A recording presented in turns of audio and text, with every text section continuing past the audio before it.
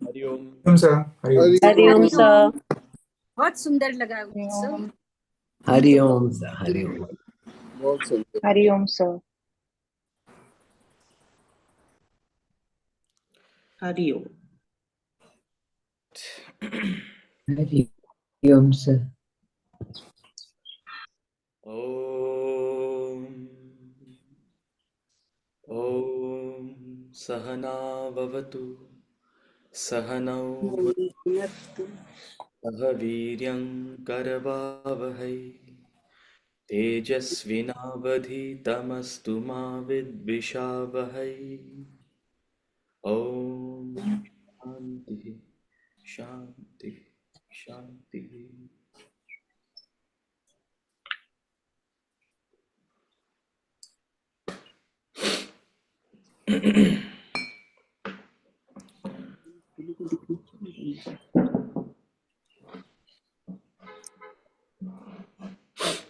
Okay. Are there any questions?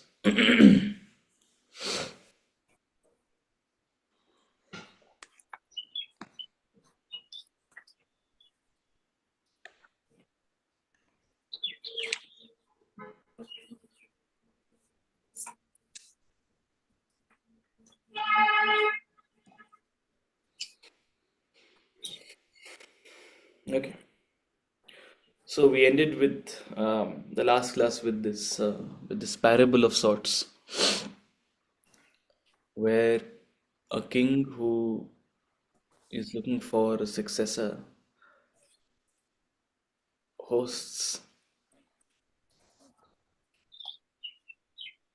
a mela of sorts, an exhibition for people to come, and the condition he had laid was that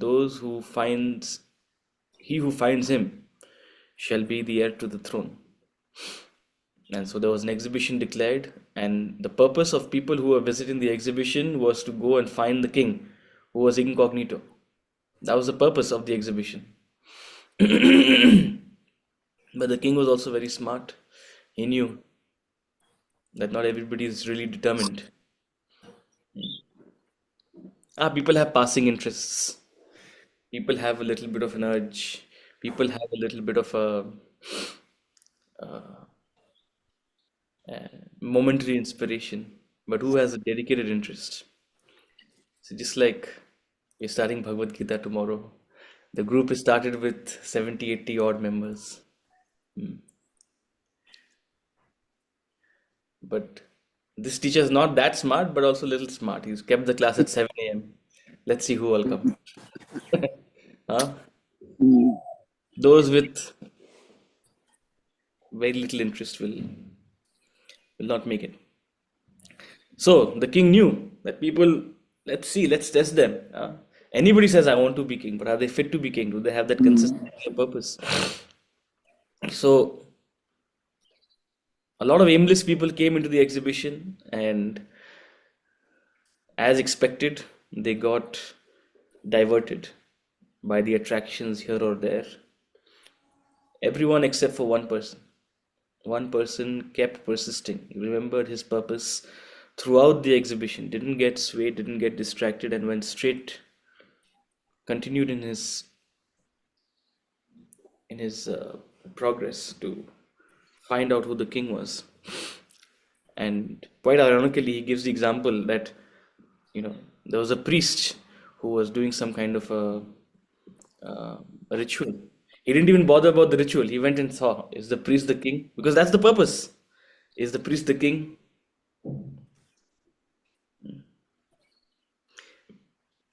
Very intentionally, this example is given. The purpose of spirituality is to make you reach God. Just prayer to God is not enough, or is not the purpose. How much will you pray? What are you praying for? Get to the point, man. Get to the point. So that priest is doing the ritual midway, and he stops the priest and says, "Are you the king?" And he recognizes the king. Priest was the king. In the entire Mela, nobody wants to go to a mandir in a Mela. Uh, that's the first symbolism. Nobody wants to go to a mandir in the Mela. Unless they have some superstitions. Tuesday, you must go to the mandir. Uh, and then we put in some fear. If you don't go to the mandir, Bajrang Bali will do something to you. He's very powerful. So all these fear tactics and all these other concepts are for ultra beginners. Yeah, hopefully we have graduated from all of this. The idea is, however, to have a consistent and a committed thought upon the divine. That's the purpose. When you want a child to do something, you play with their emotions. You maybe threaten them. You put some fear. You shouldn't always, but that's a tactic that is used. So, but hopefully you don't have to use the same tactic with adults. Adults understand. So, as spiritual adults, we ought to understand that the purpose behind all of this is for continuous and committed thought on the divine, to stay true to our purpose, why we have landed up in this life. See, it's not what I'm saying is not something random. Think of your own evolution from an invertebrate creature, from a bacteria to a human being. What is the purpose of the life of a bacteria? What's the purpose of a life of a plant? What's the purpose of a life of an animal? What's the purpose of a life of a monkey? What's the purpose of a life of what is it that we're looking for as we're evolving? If all you care for is cuddles and care and attention and play, you'll be born as a Shih Tzu or a Golden Retriever the next life.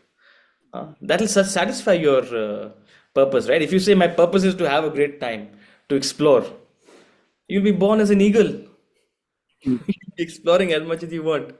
If that's your purpose, if you tell me that's my purpose, ठीक है. What is an eagle? We human beings are looking for something. That's why we have evolved to this state. We're looking, we're searching. And even in our, I don't know how many 100,000 year history or whatever, we have evolved in this search. So a few great souls have articulated that purpose. They have articulated that purpose. What they have shown us is that what we're truly looking for is to find ourselves, is to find an answer to this mystery. You haven't quite articulated it. I haven't quite articulated it. We're looking here and there for the next best thing, for the next good thing, for the next tantalizing thing. Little more, little better. Thinking that, okay, if I get this, I will be happy. If this happens, I will be sorted. All of us are like that. We're looking for just something else to keep our minds titillated. But the rare person steps back to ask, what on earth am I doing? Quite literally, what am I doing on earth? That person is that lone young man in the exhibition. We are in this exhibition of life. We have got all sorts of tantalizing attractions. Someone is attracted by wealth, someone by health, someone by pleasure, someone by name, fame, respect, legacy, children, family, whatever you're tantalized by. We're all stuck. So if you want to truly look, if you really want to truly find God, if you truly want to culminate this spiritual journey, it requires ananya chinta. Beautiful verse in the Bhagavad Gita that comes. Ananya chinta. Ananyas chintayanto mam ye jana paryupasate tesham nityabhyuktanam yoga kshemam vahamyaham. In the middle point of the Bhagavad Gita, this beautiful verse. Ananya chinta. What is the result of ananya chinta? You are guaranteed material progress as well as spiritual growth. If you have this consistency of thought.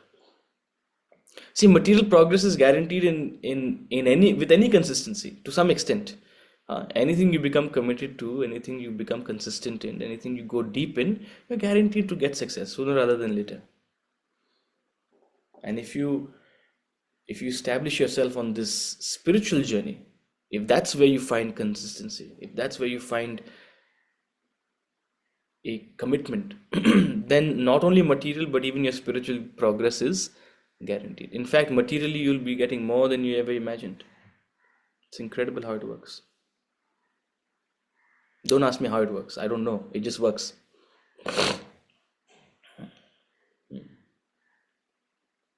Upadrashta, Anumanta, Bharta, Bhokta, Maheshwara. Life opens up onto you.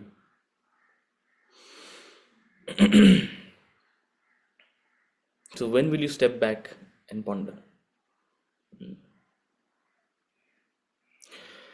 So is it with Brahman. Brahman remains incognito in the world. It's there. It's incognito. It's right there.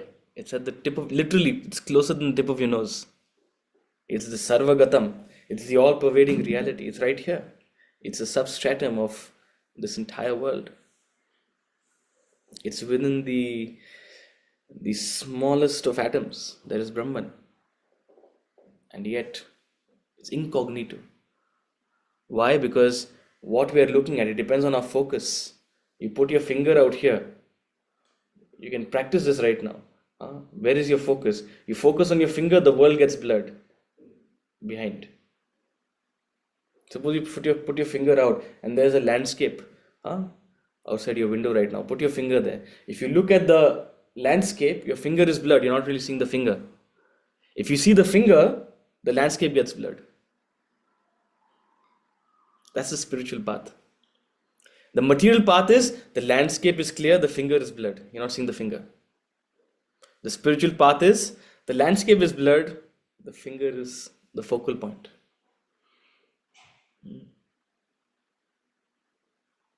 So Brahman is incognito. It's right there. It's like your finger right there. What do you focus on is the question.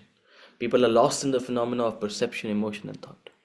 Few care to search for the reality that lies beyond the fascinations, the tantalizing entanglements, the temptations of the world. People are lost in the pleasures of life.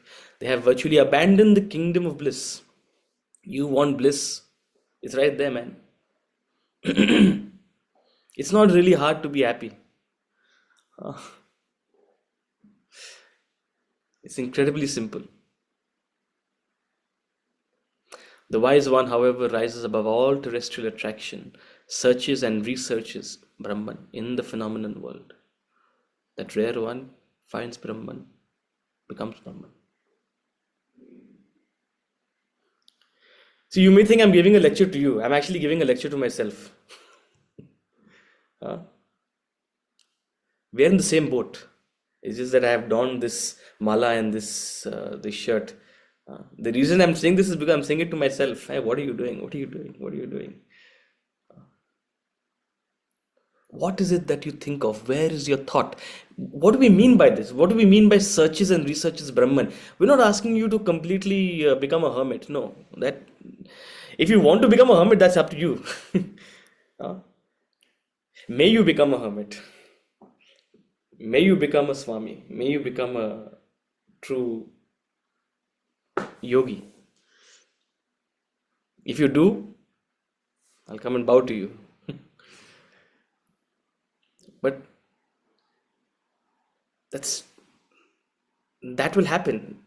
Where do we start is the question. Where do we start is the question. The question is, how many times are you even thinking about this? Where is your thought? Are you having 5 thoughts a day about this? Are you having 50 thoughts a day about this? Start with that. Start with 5 thoughts. Literally. Quite literally. When you wake up first thing in the morning, what are you thinking about? Are you thinking about work, business? Thinking about how the commodity markets have fallen in or risen in halfway across the world? Where is your thought? You first thing in the morning checking your WhatsApp or checking some. I'll tell you what I first thought of in the morning. I won't lie. I thought about the cricket match. Hey, Australia all out or no? What are you thinking about? Where is your thought? It's about a shift of the mind's focus. That's about it. And that's the gradual process. That shift That's what we mean by that consistent, constant thought. While everything is happening, your personal, professional life is happening, one fiber of your mind is always connected to that thought. You become a master of that dual life. The dual life we spoke about, the life within and the life without. Even if we do that much, we'll be really, really, really far ahead. We'll be really far ahead. So, the rare one, the wise one. If you do that, Ananya Chinta, the Bhagavad Gita says, I guarantee you, you will reach your destination. It's not me saying it, it's Lord Krishna saying it. Ananya Chinta Yantomam, Ananya Chinta, no other thought. That spirit of surrender,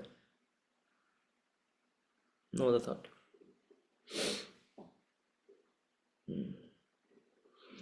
So, for a jnani, for someone on the journey of Jnana Yoga, the next section talks about the process of negation and assertion.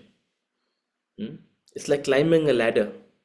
This shift in the mind that we're talking about, it's brought about gradually through a process of negation and assertion. You negate and you assert. You negate and assert. You negate, assert.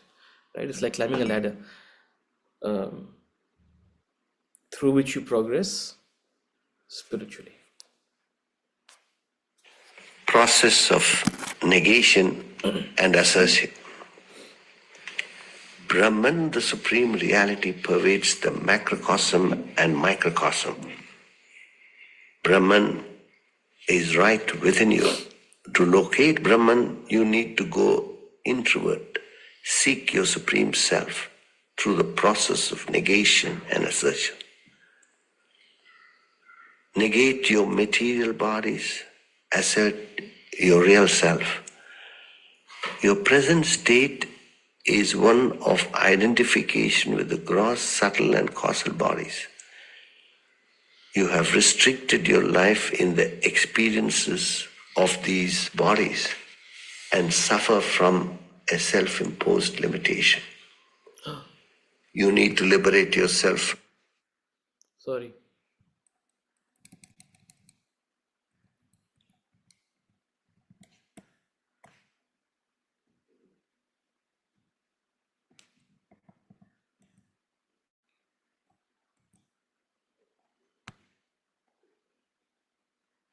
From your terrestrial entanglement. Your focus of interest must move from the material equipments to the essential self. Negate the conditioning bodies. Assert your unconditioned self. Suggest to yourself powerfully that you are not the gross, subtle, and causal bodies, that you are the immaculate self. The ignorance of self is the cause of creation of the world. The variety show that appears before you is a mere passing phenomenon. It is transient, perishable in contrast with the eternal, imperishable Brahman. As you focus your attention upon the body, your physical personality arises. You relate to the gross objects of your senses. Just so, focusing upon the mind, your psychological personality shows up. You then relate to feeling and emotion. And when you focus it upon the intellect, your intellectual personality predominates. You identify more with thought and idea. You must rise above the limitations of the body, mind, and intellect and attune yourself to the underlying self that enlivens them all. Concentrate, meditate upon your real self. The show of object, emotion, and thought folds back. You become established in the self. You merge with the self, Atman, Brahman. So this process of negation and assertion, how do you find Brahman? The whole question in this chapter is an understanding of Brahman and actually how to find it. What is Brahman? We've been saying it is Sarvagatam, it is all pervading, it is the substratum, Adhar. Brahman, the supreme reality, pervades the macrocosm and the microcosm. But how exactly to find it? He says Brahman is right within you.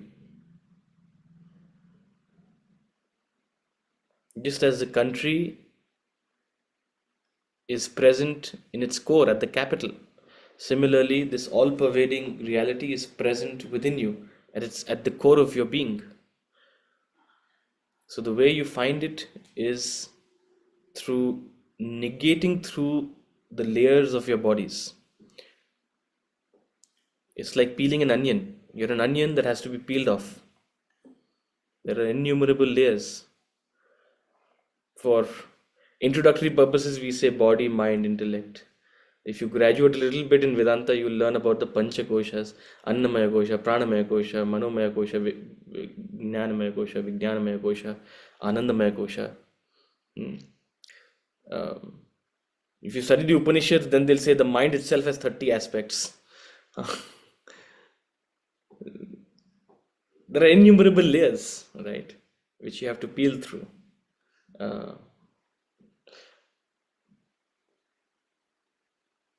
And the core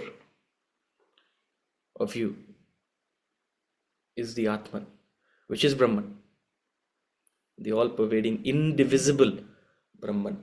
Brahman is not divisible. Don't let anyone tell you Atman is different from Brahman. Atman is a part of Brahman. Arey, how can you divide something? Can you divide gold? Gold cannot be part of gold. Gold is gold. Whether you take 1 gram of it or 1 kilogram of it. Whether you take a piece of stone is part of the stone, no doubt, but it is the stone. There's no separating it from it. So there's no separation. The indivisible Brahman, we give it a different name, we call it the Atman within you. So your present state, currently, our state is of identification with the body, mind and intellect, with the gross, subtle and causal bodies. That's a restriction. It's a self-imposed limitation. Liberation is not liberation from the world. Liberation is liberating yourself from this self-imposed limitation. Beautiful Bollywood song, Arziya. You know that song, Arziya? I'm not going to sing it, otherwise I'll kill it.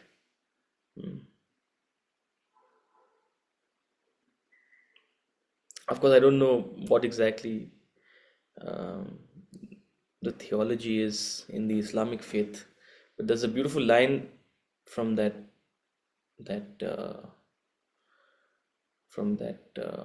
song, and it's very bhakti oriented, that particular song. It's about falling at the feet of the Lord and surrendering to them and asking for liberation. And he says in that song, he says, "Mujhko kar mujhse hi riha." Mujhko kar mujhse hi riha. That can have different connotations, but as far as Vedanta is concerned, this is what it means: liberating yourself, liberating you from yourself, from this self-imposed limitation that I am this body, this mind, this intellect, this limited being. It's about shifting of a focus. When you see yourself, what are you focused upon? No sooner you think of the body that you become the body. And the extent to which you think of the body as you, it will be you. It's an imposed limitation upon yourself. Whatever will happen to the body will happen to you. The smallest of fevers will boggle you. The slightest of headaches will cause a headache to others, because you're having a headache, you're giving others headaches. Arey Baba, chill, relax. You're not the only person in the world who has a headache. There's some people, know, when they fall a little bit ill also, they bring the whole house down. Thank God none of my family members are in this house, in this class. Otherwise they'll think I'm talking about them. I'm not. But everyone has it in their family. Someone who is suddenly gets really tense when it comes to their health, their body. The extent to which you think about the body, you see, we're not saying don't take care of it. Even though we're at the end of this class, I'm going to keep reiterating That we're not saying be indifferent, no. But the extent to which you obsess about the body, you will be the body. Any pleasure of the body will take you to seventh heaven, and the slightest of displeasure will cause you tremendous sorrow.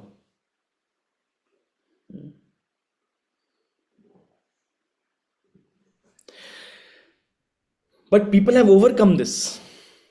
That's why we're discussing it. It's not something abstract. You can practice it a little bit by developing titiksha. It's called titiksha, endurance. So what if your body is feeling hot? Titiksha. So what if your body is feeling cold? Titiksha. Endure it. Your body is feeling cold. You're not feeling cold. Learn to differentiate between the two. So what if your body is uncomfortable? Endure it a little bit.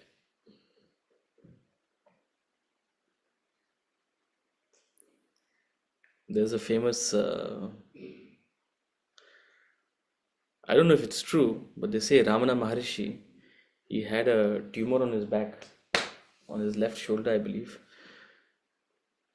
He was reading the newspaper while the surgeon was removing the tumor.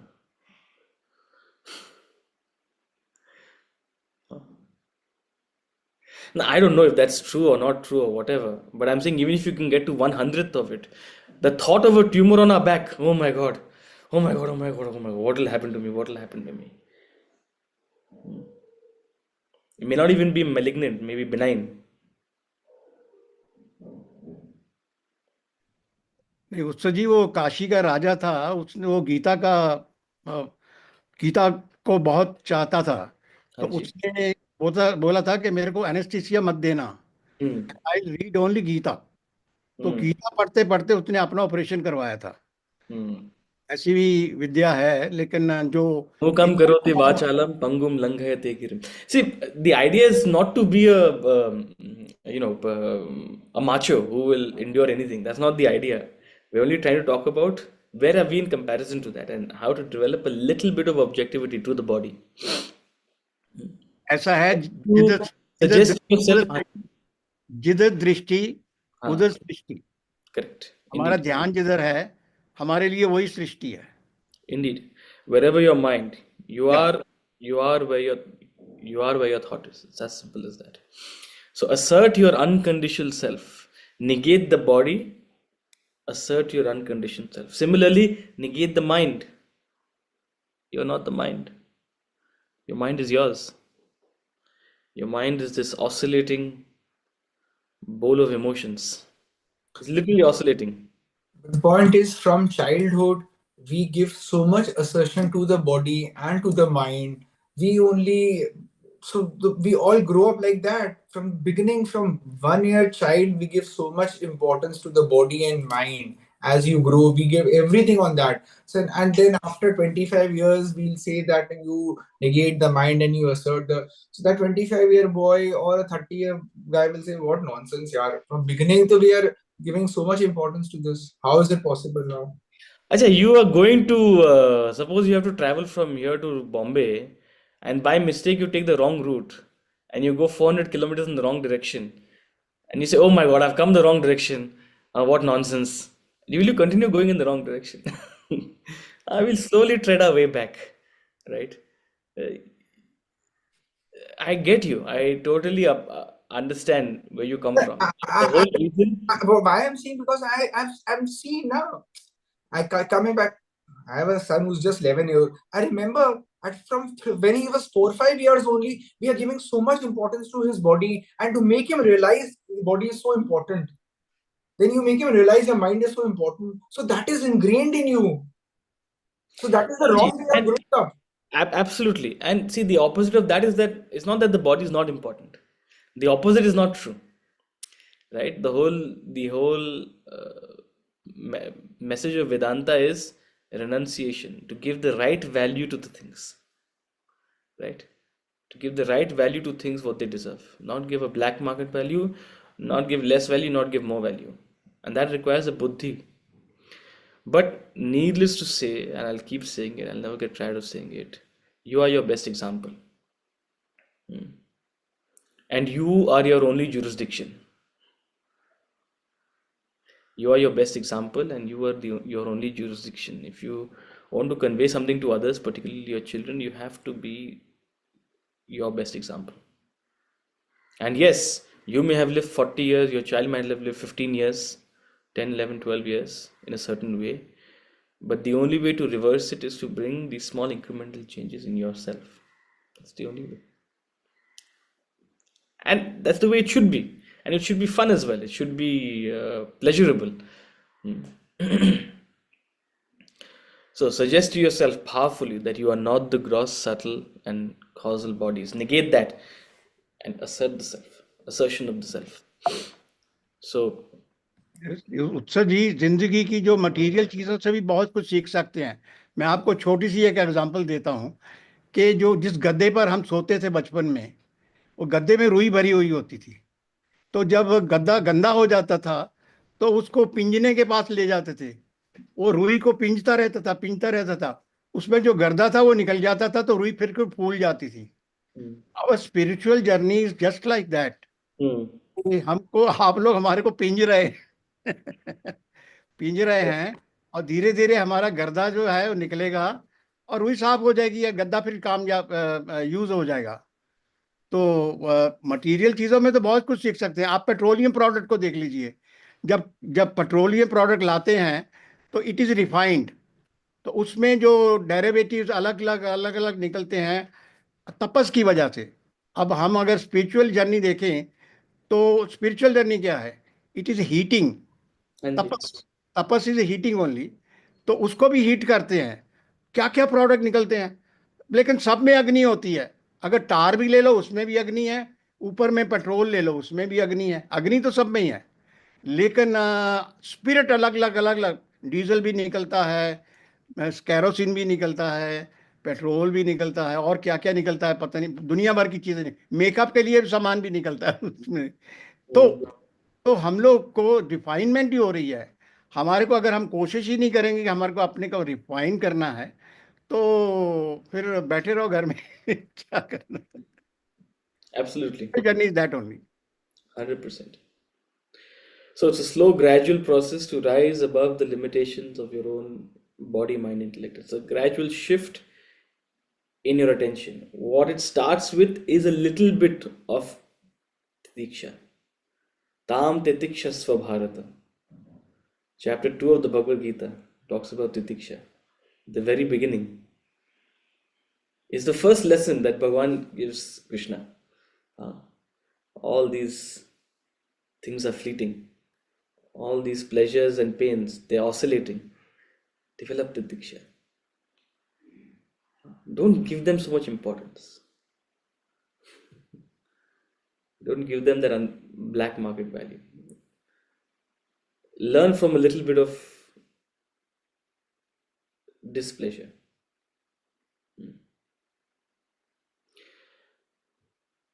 So that process is true in the beginning, that process is true in the end. That negation of the body, mind, intellect, that negation of the ego and the assertion of your Atman. So long as you are focused on the body, mind, intellect, so long as you are not practicing this, to that extent, you will be infatuated by the world. Why do we fall for infatuations? Why do we fall for infatuations? Because we give that black market value to our physical pleasures, our material pleasures. We're not criticizing, we're just analyzing it. Right? It's as simple as that.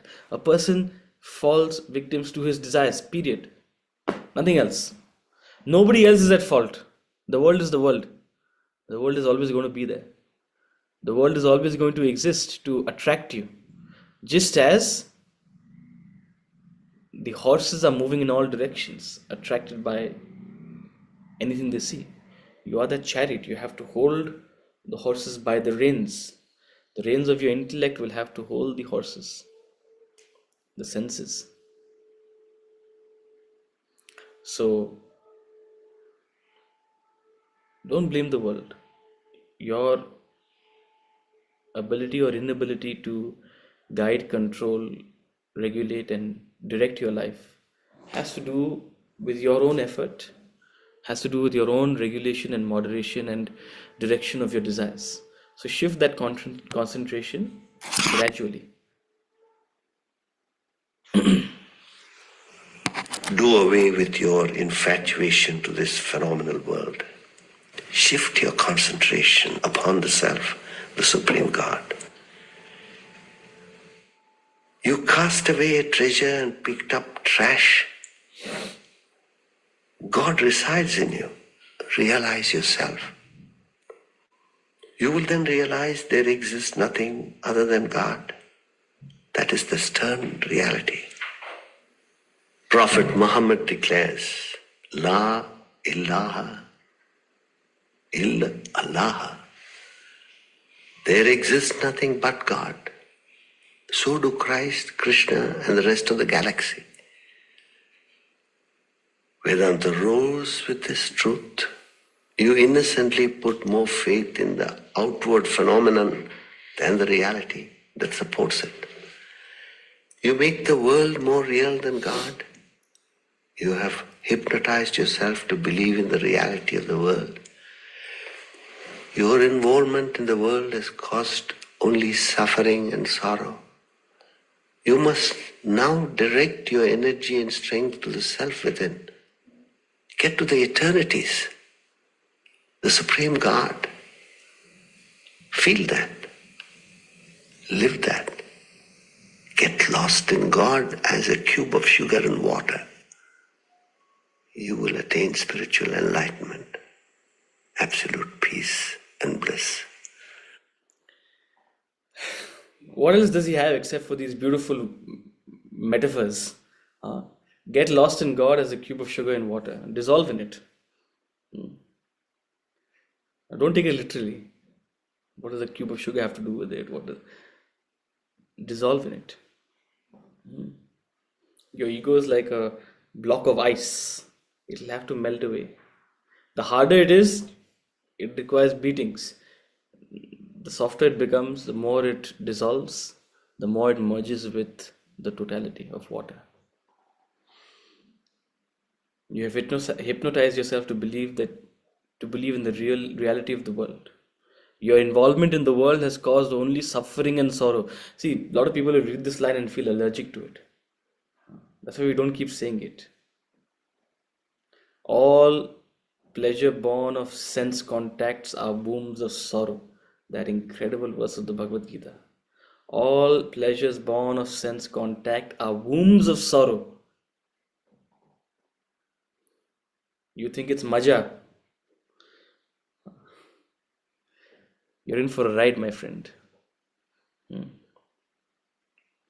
Means the extent to which you get attached to those pleasures, and the pleasures will cause attachment. That's the nature of the human mind. If you remain detached, the pleasure is all yours. But the problem is we don't meet the world with detachment. We meet it and get attached. And it turns into a womb of sorrow. Your involvement in the world has caused only suffering and sorrow. And that's true. That's what Arthur Schopenhauer said. It's a string of sorrow dotted with bits of pleasure.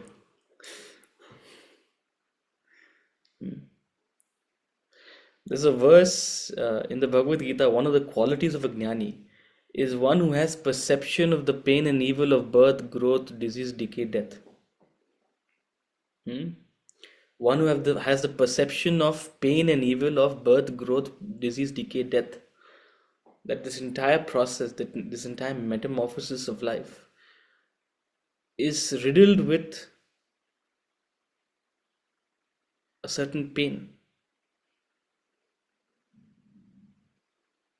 Now, we may distract ourselves from the pain. We might give ourselves things to be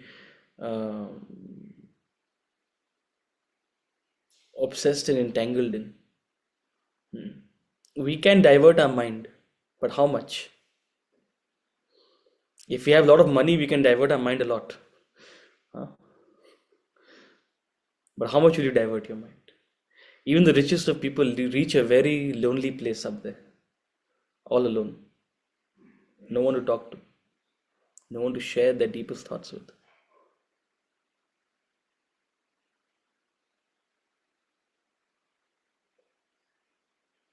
What I'm getting to is that we all have this spiritual journey which we need to talk more about.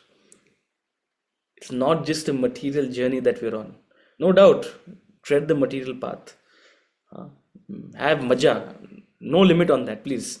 In fact, what does Vedanta keep saying? That the more you establish yourself in the spiritual journey, this material path will be maja, will be pleasure.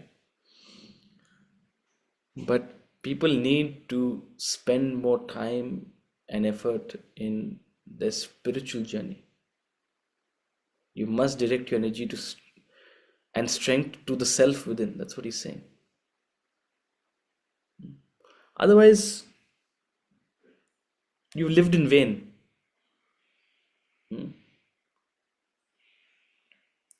Again, verse from the Upanishad. The Upanishad says, a life lived without discovering the spiritual path is a life lived in vain.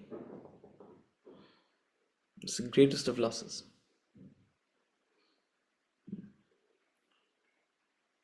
See, even on a relative scale, forget the spiritual path.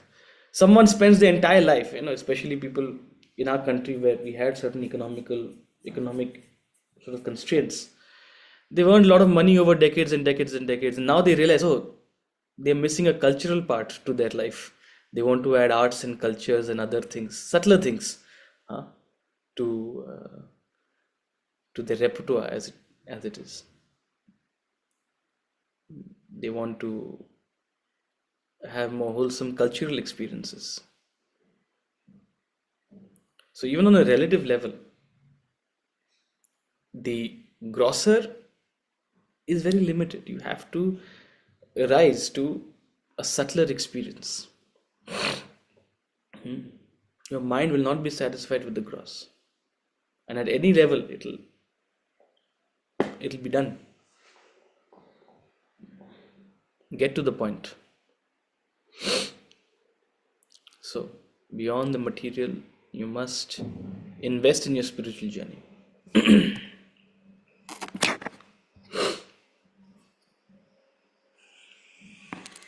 The metaphor of butter permeating milk explains the immanent nature of Brahman. Brahman exists everywhere, permeates every part of the world, yet remains incognizable as butter and milk. Butter exists in milk, though not seen directly. The process of extracting butter from milk is strikingly similar to drawing the knowledge of Brahman from the world. Mix a bit of yogurt with lukewarm milk. Leave the mixture overnight. Next morning, the milk turns into yogurt. Milk is thin, fluid. Yogurt is thick, firm. Churn the yogurt with a cross ladle. Butter separates. Apply the same process to yourself. The mind is ever in a fluid state. It runs in all directions. Give yourself a little Vedantic knowledge. Allow yourself some time to react with the philosophy. The mind stabilizes, turns mature. Churn the mind by negating the outer phenomena and asserting the inner self. Thus reflecting and meditating upon the self, you gain the knowledge of self. So currently the driver's seat is held by your outer life, your outer personality. Slowly empower that inner you. Right? While the outer you does whatever it has to do, there are two birds. Which bird is in the driver's seat is the question. You have to strengthen that bird that is just watching. Dva suparna sayuja sakhaya samanam vrikshe parishasya jate. Two birds sitting on a tree. One is eating the fruit, the other is watching it eat the fruit. Strengthen that inner sakshi, that inner you. While the outer you is engaged, negate the outer phenomena, assert the inner self. Thus, reflecting and meditating, you will gain knowledge. There is no other shortcut. Sorry, my friends. I do not offer any, especially no discounts. Huh? But there's a guarantee. No discounts, but there's a guarantee. Ananya Shintayanto Mam Yogakshemam Mahamya. No discount, but there's a guarantee. What do you want? After a point, you'll stop buying, cheap stuff.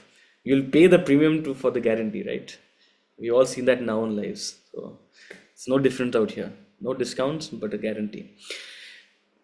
When we talk about Brahman, when we talk about God, there's a concept of Trinity. There's a concept of Trinity in other traditions and other religions as well. Similarly, there's a concept of Trinity in our tradition as well. And this is not the Trinity you're thinking about. It's not Brahma, Vishnu, Mahesh. It's not Brahma, Vishnu, Mahesh you're thinking about. The concept of Trinity even exists. It comes in the Bhagavad Gita, called Kshara, Akshara, Uttama Purusha. In trying to understand Brahman, you are introduced to a concept of Trinity, of Kshara, Akshara, Uttama Purusha. It's a gradual understanding, it's a progressive understanding you develop of God, the idea of Trinity. Idea of Trinity. Brahman is transcendental, while human experiences are confined to the terrestrial realm. Your body, mind, and intellect cannot reach the transcendental. You are not able to conceive Brahman. It is not possible to describe Brahman. Even in the terrestrial realm, you find it difficult to express subtle themes. Physical experiences are relatively easy to communicate to another. If you have seen the Taj Mahal or the Eiffel Tower, you're able to express its beauty and majesty. You're able to put it in words, to describe it. But when you wish to communicate feeling and emotion of the mind, you find it rather difficult to do so. Sometimes you do not find words to express them. You need a Matthew Arnold to do that. How magnificently he has captured the vivid emotions of a father and son in his poem, Shorab and Rustum. When it comes to thought and idea, the intellect finds it extremely difficult to communicate. Language becomes virtually inadequate. That explains why signs and symbols are used to convey scientific and mathematical ideas. The subtler the theme, the greater the difficulty in expression. Brahman, being subtler than the subtlest, defies all expression. Language breaks down completely. It is impossible to capture Brahman in words. However, enlightened sages have employed ingenious methods to express the inexplicable. One of their attempts is the idea of Trinity. They describe God in three facets as Kshara, perishable, Akshara, imperishable, and Uttama Purusha, supreme being, in the Bhagavad Gita, as Son, Holy Ghost, and Father respectively in the Bible. The sages adopted the fundamental principle of education in their explanation of the Supreme God, which means proceeding from the known to the unknown. What is best known to humanity is the world. Thus they pointed to the world and said, that is God. People then attributed the qualities of the world to God, understood the perishable, changing world to be God. To remove this misconception, they clarified that God is not the gross, perishable world, but the imperishable, changeless substratum which supports it,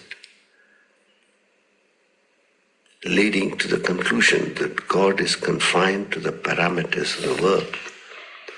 Hence, they introduce the third concept of God as the supreme being extending beyond the perishable and the imperishable. The three-word explanation has been carefully introduced by starting from what is best known to you.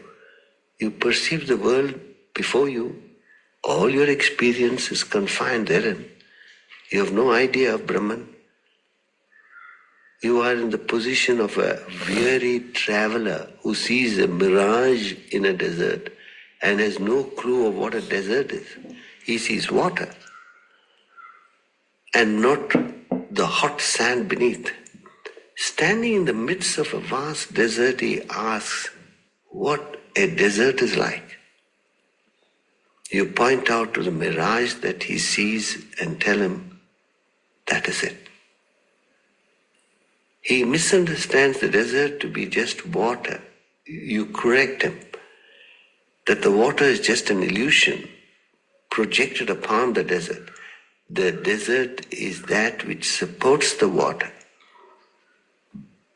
The water is a phenomenon that passes away, while the hot sand beneath is the actual desert that stays there. The mirage water is the perishable, while the sand below is the imperishable aspect of the desert. And now he misconstrues the entire desert to be confined to the area of the mirage. You correct him again. You further elucidate that the desert lies as a vast expanse of sand even beyond the perishable mirage and the imperishable sand beneath it. Desert is all around. So does Brahman pervade the perishable and the imperishable facets of the terrestrial world and beyond into the transcendental. So when we study the chapter 15 of the Bhagavad Gita, we come across this concept of Kshara, Akshara, Uttama Purusha. It's a wonderful attempt at trying to convey what is God, what exactly is God. It's difficult, and to convey something difficult is rather difficult. Very difficult. To convey something subtle is rather a challenge. We can't convey emotions, we can't convey concepts and subtle ideas. It requires a skill. So similarly, it requires a skill to convey, and it's a very skillful communication that the scriptures have come up with. Kshara, Akshara, Uttama Purusha. Just like Son, Holy Ghost, and Father in Christianity. You can draw parallels. Kshara is the Son, Akshara is the Holy Ghost, Uttama Purusha is the Father. What is God? The Son, the Holy Ghost, the Father. What is God? Kshara, Akshara, Uttama Purusha. First is Kshara. Kshara is the perishable. When you first ask what is God, you point to the world, what you know, what you see and perceive, and say, this is God. Because it is. Think of the rope and the snake analogy, right? You're seeing the snake where there is a rope. You ask, what is rope? What is rope? What rope? You point to the snake and say, this is the rope. So the person in the misconception, they think, oh, the snake is the rope. No. The snake is not the rope. But that's what they know. That's what they will understand. That's why the first thing you have to point to them is what they know, what they see. Look, you're seeing a snake out here, that's the rope. You're seeing this world out here, that's God. It's God.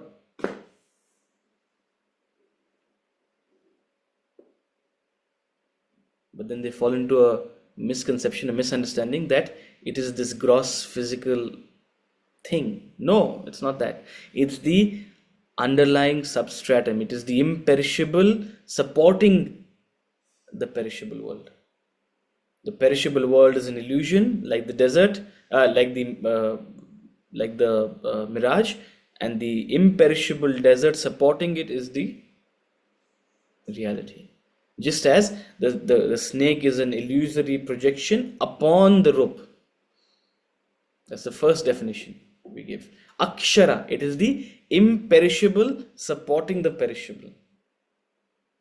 The world we perceive as perishable. It has its ups and downs. It manifests and unmanifests. Everything has a beginning and an end. But there is an imperishable reality supporting it, underlying it. Akshara, supporting the Kshara. The Holy Ghost, which is embodied in the Son. The Son is perishable. The Holy Ghost is imperishable. Kshara, Akshara. But then that itself is a limited understanding. You begin to think, oh, God is the imperishable supporting the world. You limit God. You limit God to the world. It's like limiting the desert to that to just that amount of sand that is supporting the mirage. No. It's like limiting gold just to an ornament. Gold is the akshara in an ornament, but all of gold is not limited to that piece of jewelry. It is infinite. It is beyond your conception. Gold is an abstraction beyond this physical phenomenon.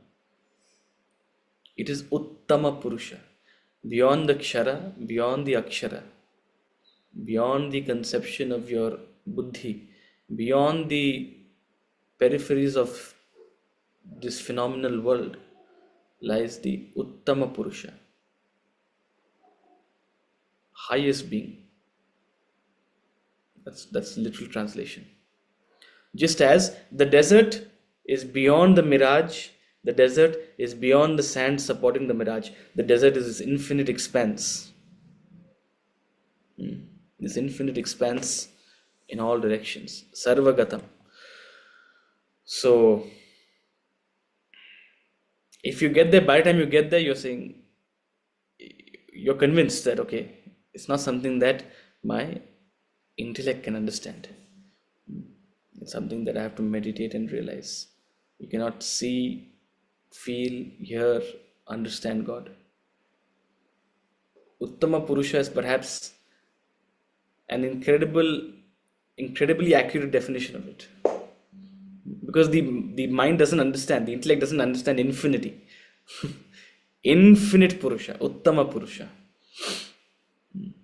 So that's the concept of the Trinity in Vedanta.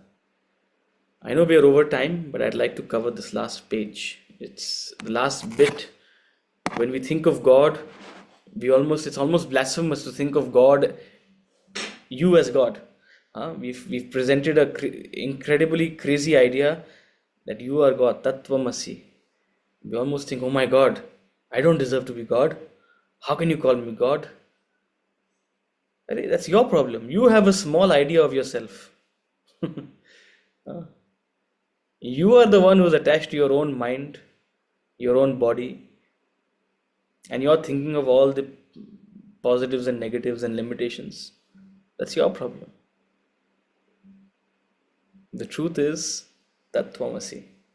Your real self, your Atman, is Brahman.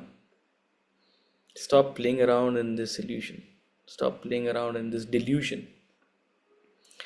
So when we talk in this sense, naturally 3 schools of thought have come about in Vedanta, and I'll explain it before we quickly read through it.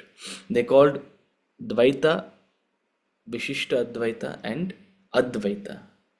Right? Dvaita means dualism, Vishishta Advaita means qualified monism, and Advaita means monism. Dvaita means dual. Advait means no dual. Again, going back to names in our families, people are called Advait. I don't know how many people are called Dvait, but there is also a name I think people call there. I believe it's a name as well, but I've heard Advait as a name. That's what it refers to. Advait refers to Advaita Vedanta. Now, 99% of both these philosophies are the same. For all practical purposes, they're the same. For you and me, they're the same. It doesn't matter. You can say, I'm an Advaita. I might say, I'm a Vishishta Advaita. It doesn't matter. That's why we don't spend time talking about it in this class. We don't waste our time with it. Those who are qualified for truly negotiating the distinction between these schools of thought are far, far evolved. And they know the answers. They have their answers, right?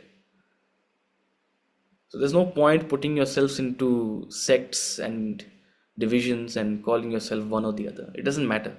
Frankly, it doesn't matter what you believe. That's what we're saying. You can believe whatever you want, but are you at that level to actually address it? So people have all sorts of theological beliefs, and that doesn't matter, right? The beauty of Vedanta is as a collective, and especially the way we try to convey it, is that it accommodates all aspects. It accommodates a bhakta, it accommodates a jnani, it accommodates a yogi, right? So in truth, Vedanta is holistic. But there are three schools of thought which differ on the final bit, right? Which differ on the final 1%. The school of dualism says that you are separate from God. You are a finite being and God is infinite, right? And you can not become one with God. You can become a das of God. You can become a servant of God. You can become, you can lay at God's feet in that sense. Anyway, I'm not an expert on dualism, so I don't want to conclude anything limited upon it. I'm sure it is, you know, but you've heard of Madhavacharya, the great Madhavacharya. He is the exponent of this dualistic theory. Similarly, there's Vishishta Advaita. Before I talk about Advaita, there's Vishishta Advaita, which is propounded by Ramanujacharya. And Ramanujacharya says, you are a part of God. आप भगवान के एक अंश हो. You are a minuscule part of God. You can't be God. You are not God, but you are part of it. You are part of the whole. So you're not separate from it, but neither are you it. You are a part of it. The third school, which is called Advaita, which is closer to perhaps the conclusions we have been drawing, is that you are God. There is absolute oneness. Your real self, your Atman, is Brahman. There is no division, no demarcation. The finite has no separate status. And again, the great Adi Shankaracharya propounded this philosophy. And there are various, theological debates and things on those lines. If you want to be a scholar, you may explore those. We're not here to discuss things in a scholarly manner, right? In fact, you'll see 90% of our discussion even doesn't address these things, right? But it's good to be informed about it, so make good use of their views. However, please, one of the things which Vedanta is trying to convey to you, and any school of Vedanta is trying to convey to you, is develop your own buddhi, develop your own ability to think and make your own decisions. Just because I am from a school of monoism doesn't mean you should be from a school of monoism. Right? So develop your own conclusions. There's no use relying on authorities, neither a Swamiji nor a Utsavji. Come to your own conclusions. However, there's a beautiful couplet by Hanuman, Bhagwan Hanuman himself, where he talks about his relation with Rama. Hanuman, who is said to be the proverbial bhakta, the greatest bhakta. And when you think of bhakti, you think of what? A bhakta being separate from God, a separation, right? So in a sense, the strongest bhakti tradition is a dualistic tradition, right? So the greatest bhakta, as it were, what did he acclaim? He acclaimed that this beautiful piece, which you should memorize. Always keep it at the back of your mind. You should memorize this. Deha bhavena dasosmi, jiva bhavena twadam shakaha, atma bhavena tumevaham. When I think of Rama, what is Rama? Who is Rama? When I think of my body, deha bhavena, when I think from the perspective of my body, my relationship with Rama is that between Lord and servant. Da serves me. I am a servant of the Lord. My body is in service for Lord's work. I'm always at his beck and call. However, Jiva Bhavena, when I think of my Jiva, my inner being, Twadam Shakaha, my mind and intellect, my feelings, my emotions, my sense of connection, my beliefs, Twadam Shakaha, I feel connected to him. I am a part of him. So when I think of my body, I am a servant, I am a dualist, I am separate. When I think of my mind, when I think of my intellect, when I think of this wondrous equipment that I have been given to feel, convey, ideate, think, perceive, I feel a part of it. I feel a part of Rama. Twadam Shakaha. Atma Bhavena Twameva. But when I look at my Atman, I am Rama. I am the Lord. So when we say you are God, Tattvamasi, we don't mean your body is God. We don't mean your mind is God. When you shift the focus of your attention from your body to your mind, to your intellect, to the Atman, then you will realize Tattvamasi. Atma Bhavena Twamevaham. So, we're out of time, but read this little bit of a section which I have summarized currently. The 3 schools of thought. It's good to be informed on it, but it's also good not to have an opinion because it's not needed. When you graduate, it's like 2 beginners trying to talk about PhD level stuff. It sounds silly. It sounds silly. So as you grow, you will develop your own understanding. In fact, you may develop a more refined understanding than what I am conveying, right? So as you grow, you'll come to your own conclusion. But it's good to have these words of Lord Hanuman at the back of your mind. It's a beautiful, 3 lines. Do remember it. And with that thought, we'll conclude today. We'll conclude this chapter, and the next class we'll start the last lap, the final lap. Tattvamasi, that thou art. Right. So thank you so much for joining, and we'll see you again on Wednesday. Right. We'll see you on Wednesday. See you. Hari Om. Thank you. Gita class भी इसी में ही है क्या? Thank you. हाँ जी. Gita class. नहीं, Gita class के लिए मैं लिंक शेयर करूंगा. अच्छा. Not yet shared. No, not yet. No. उसके Thank register करना you. पड़ेगा. Thanks a lot. Okay. Hari Om. Thank you. Hari Om. Thank We you. need to register. Yes. You okay? I will add you to the group. Okay. I will add you to the group. Yeah. Thank you.